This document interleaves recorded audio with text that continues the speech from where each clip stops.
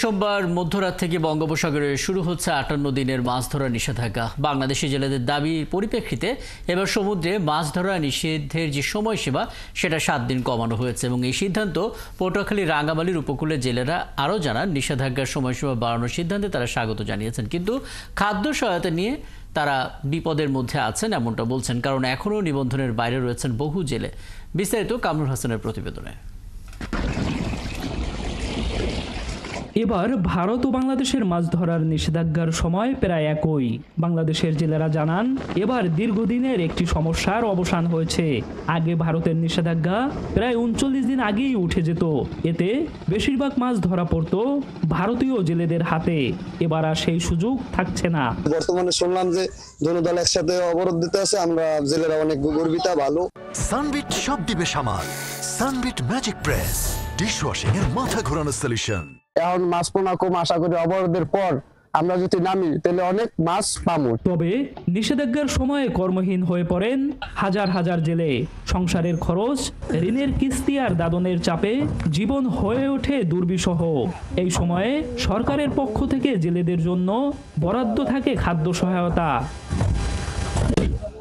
অভিযোগ রয়েছে নিষেধাজ্ঞা শুরু হলেও খাদ্য সহায়তা সময় মতো বিতরণ হয় না। অনেক নিবন্ধিত জেলে চাল না পেলেও তালিকায় থাকে এমন অনেকের নাম যারা প্রকৃত জেলেই নন।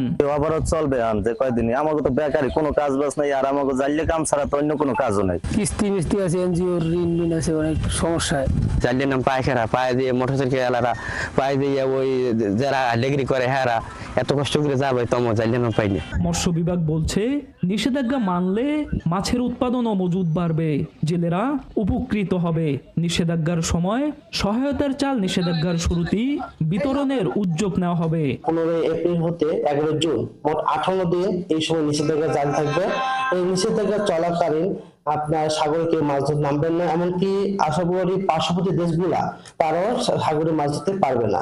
বিশেষজ্ঞদের মতে সমুদ্র সম্পদ সংরক্ষণে নিষেধাজ্ঞা যেমন গুরুত্বপূর্ণ, তেমনি কর্মহীন এই সময়টিতে জেলেদের জীবিকা নিশ্চিত করাও জরুরি।